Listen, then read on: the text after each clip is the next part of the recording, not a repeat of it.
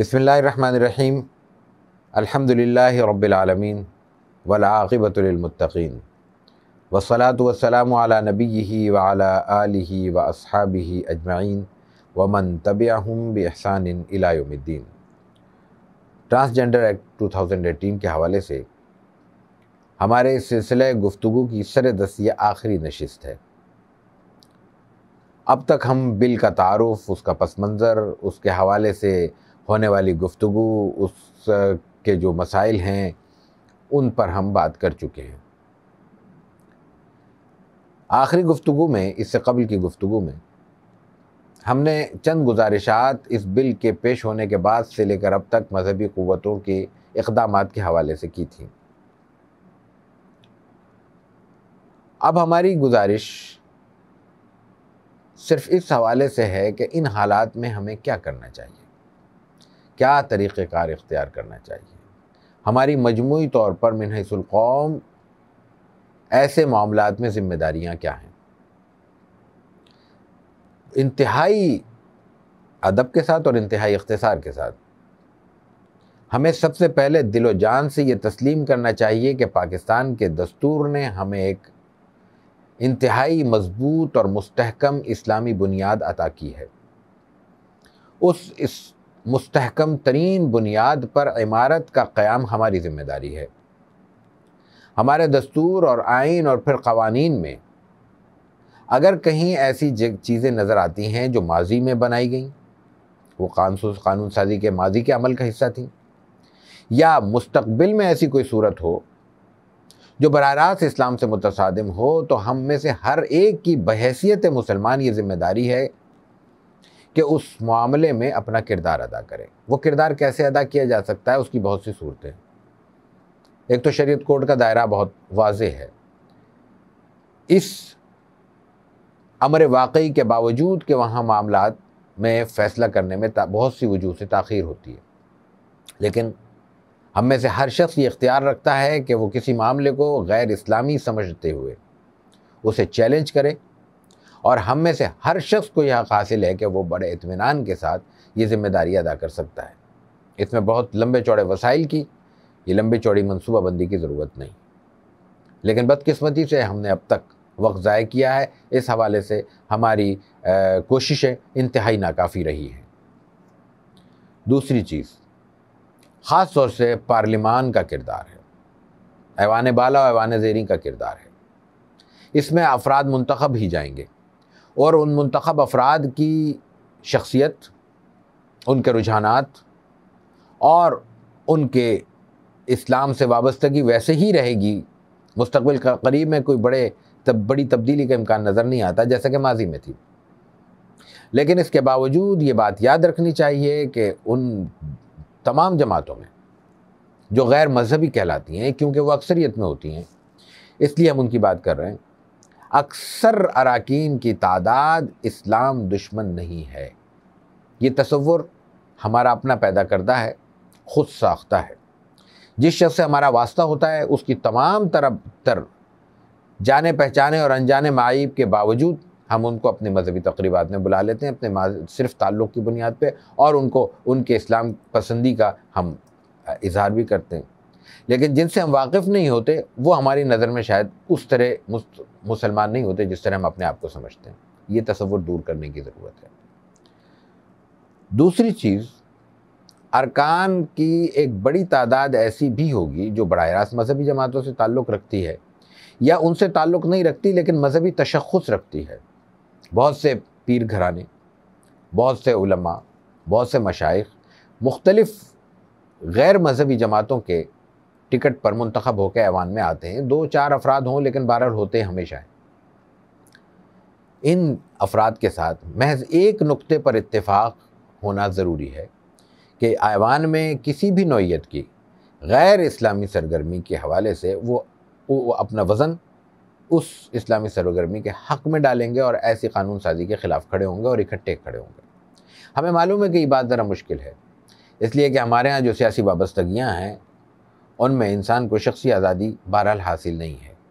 लेकिन जहाँ मामला बराह रास्त कुरान और सुन्नत का हो, शरीयत इस्लामी का हो, हमें ये खुशगुमानी रखनी चाहिए और रखनी होगी कि इस मामले में लोग आगे बढ़कर अपने रवैये से बाहर निकलेंगे और खालिसतन अपना वज़न इस्लामी और शरी मामले में शरीयत के पलड़े में रखेंगे।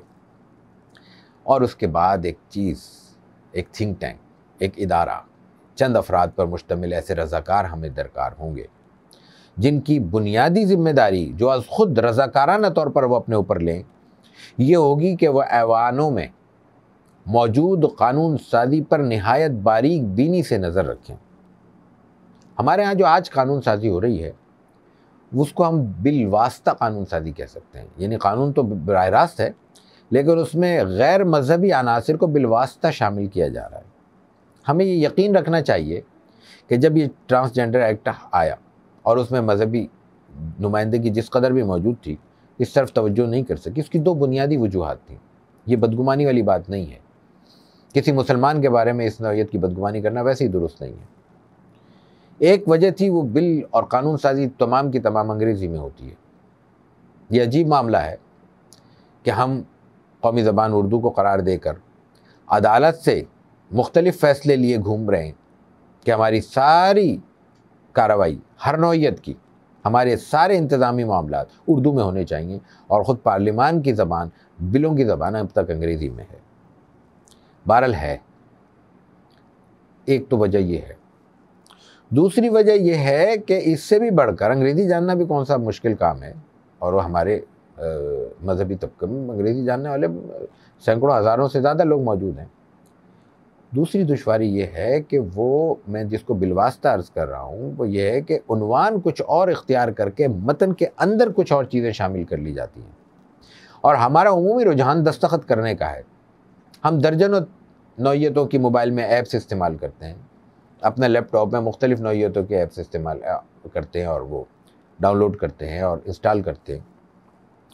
मुख्तलिफ़ नौइयतों के हमें बैंकों में, मोबाइल कस्टमर सर्विस में और परचेजिंग वगैरह में परफॉर्म फिलअप करने पड़ते हैं। फिल कराने वाला भी और फिल करने वाला भी एक ही बात सोचता है कि मुझे दस्तखत कहाँ करने हैं। ये जो दस्तखत बग़ैर पढ़े दस्तखत करने का रवैया है, ये असल दुश्वारी की बुनियाद है। तो इस बिल में भी अगर हम मुताला करें, इसका आगाज़ बहुत अच्छा है, इसके मकासद बहुत उम्दा हैं। जहाँ मसला दरपेश है वो सबसे पहले उसकी तारीफ़ात में है। कोई भी कानून साजी होती है तो उसके बिल में उस बिल से मुताल्लिक़ बुनियादी नौइयत की इस्तिलाहात दी जाती हैं। उन इस्तिलाहात में मसला है। ख़ुद लफ्ज़ ट्रांसजेंडर में इशूज़ हैं, इसलिए कि ये ख्वाजा सरा का तर्जुमा नहीं है। ये मावरा सिन्फ एक लफ्ज़ इस्तेमाल किया गया है और इसमें जो तकनीक शामिल की गई है वो ये है, इसमें हम शायद पहले भी अर्ज़ कर चुके हैं कि जिन्स और सिन्फ को अलग अलग किया गया है। जिन्स सेक्स, मर्द और औरत, ये बिल्कुल अलग चीज़ है, लेकिन सिन्फ का इस्तेमाल एक ख़ास तनाजुर में करके, सिन्फ से मुराद जेंडर, उससे अपने मफ़ाहीम अख़ज़ किए गए हैं और उसका ताल्लुक़ इंसानी एहसासात के साथ जोड़ा गया है। दुनिया में एहसास की बुनियाद पर कानून साजी नहीं हो सकती। एहसास तो इंसान के जहन में पलने वाले और परवान चढ़ने वाले किसी भी ख्याल को कह सकते हैं, और उस ख्याल का अमर वाक़ई के मुताबिक होना, हालात से ताल्लुक़ रखना ज़रूरी नहीं होता। इंसान ख्वाबों ख्यालों में, लम्हों में दुनिया जहान का सफ़र करके वापस लौट सकता है, लेकिन उसको उस पूरे सफ़र की बुनियाद पर अमेरिका और बरतानिया का मुसाफिर नहीं करार दिया जा सकता। इसी तरह इस एहसास और इस बिल की रोशनी में एक मिसाल भी अर्ज़ कर दूं कि एहसास की बुनियाद पर फ़ैसले नहीं किए जा सकते। मिसाल के तौर पर हमने एहसास की बुनियाद पर यह फ़ैसला कर लिया कि मैं मर्द हूँ, लेकिन मैं एहसास रखता हूँ कि मैं खातून हूँ, तो मैंने अपना शनाख्ती कार्ड पे एहसास की बुनियाद पे मैंने अपनी जिन्स तब्दील करवा ली, सिर्फ मैंने की बुनियाद पे। अब वो जो हमारे छोटी सी मिसाल अर्ज़ करूँ कि जो हमें पब्लिक मकामात पे, अवामी जगहों पे क़ज़ाए हाजत के लिए जो बैतुल ख़ला बनाए गए हैं, वहाँ मर्द और औरतों के लिए अलग अलग इंतज़ाम है, और उस इंतज़ाम की बुनियादी वजह एक नफ्सियाती है। ख़वातीन ऐसे मामलात में बहुत ज़्यादा तहफ़्फ़ुज़ात का भी शिकार होती हैं और वहशत और अजनबियत महसूस करती हैं। उनको इत्मीनान बख्श प्राइवेसी का माहौल अता करने के लिए ये तरतीब, ये निज़ाम कायम किया गया है। अब मैं उस अपने एहसास की बुनियाद पे और शनाख्ती कार्ड पे लिखे हुए एक लफ्ज़ की बुनियाद पे क्या ख़वातीन के उसमें मैं जा सकता हूँ? अच्छा, मैं जा सकता हूँ, मुझे तो नहीं रोका जाएगा क्योंकि मैं शनाख्ती कार्ड दिखा दूँगा। तो क्या उसके नतीजे में उन ख़वातीन की हक़ तलफ़ी नहीं है जिनके लिए ये अलग निज़ाम कायम किया गया था? वो तो इंतज़ाम पूरा लायानी हो जाएगा। तो ये जो सिन्फ़ और जिन्स की बुनियाद पर ये मामलात तय किए गए, ये सब इस्तिलाहात थी और ये मतन के अंदर का हिस्सा है। तो जब मतन का शुरू का उन्वान देखकर नीचे हम दस्तखत करेंगे तो फिर इन बारीकियों में नहीं जा सकते। तो मेरी गुजारिश होगी कि जहाँ तक हमारी आवाज़ पहुँच रही है, ऐसे इदारे कायम किए जाएँ, एक से ज़ायद इदारे कायम किए जाएँ और उनका बाहमा रब्त और इर्तिबात भी मौजूद हो, जो इस कानून साज़ी पर, सूबों के तहत होने वाली कानून साज़ी पर भी, मरकज़ में सेनेट के तहत होने वाली कानून साज़ी भी, कौमी असम्बली के तहत होने वाली कानून साज़ी भी और वक्ती नौइयत के वो आर्डिनेंस भी जो ऐवान सदर से जारी होते हैं, उनको सिर्फ इस नुक्ता नज़र से देखें कि इसमें कोई शरीयत के बुनियादी किसी ज़ाब्ते की खिलाफ वर्जी तो लाजिम नहीं आ रही। इस काम के लिए जहाँ हमें जय्यद किस्म के उलमा दरकार हैं, वहाँ जय्यद किस्म के कानूनदान भी दरकार हैं। इसलिए कि बाज़ औक़ात यहाँ पे बहुत सादा सा जुमला होगा, लेकिन वो अपनी कानूनी मानवियत रखता होगा। कानूनी मानवियत में इस कदर गहराई होगी कि कानून को समझे बगैर हम उस पर बात नहीं कर सकेंगे।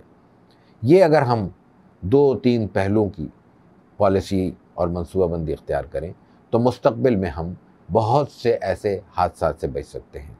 ये इस वक्त जो हमें मामला दरपेश है, ये खालिसतन एक मुसलमान की बुनियादी ज़रूरत से बढ़कर हमारी अखलाक़ी और हमारे मुआशरे की बुनियादी मुआशरत की का मसला है। हमारी मुआशरत, हमारे गली कूचे की ज़िंदगी इससे शदीद मुतासर होने का ख़तरा है, जिसका सबसे बड़ा सबूत ये है कि बमुश्किल 3 से 4 साल के इस दौरानिए में 30,000 के लगभग अफराद अपने इस सिन्फ़ की बुनियाद पर, अपने एहसास की बुनियाद पर अपनी जिन्स तब्दील करवा चुके हैं। और लुत्फ़ की बात यह है कि उसमें हमारे ख्वाजा सरा बिरादरी के महज चंद लोग शामिल हैं। बाकी जिन हज़रात ने इस कानून का गलत फ़ायदा उठाया या इस गलत कानून का दुरुस्त फ़ायदा उठाया, वो उनकी तादाद में बड़ी तादाद मर्द और ख़वातीन की है।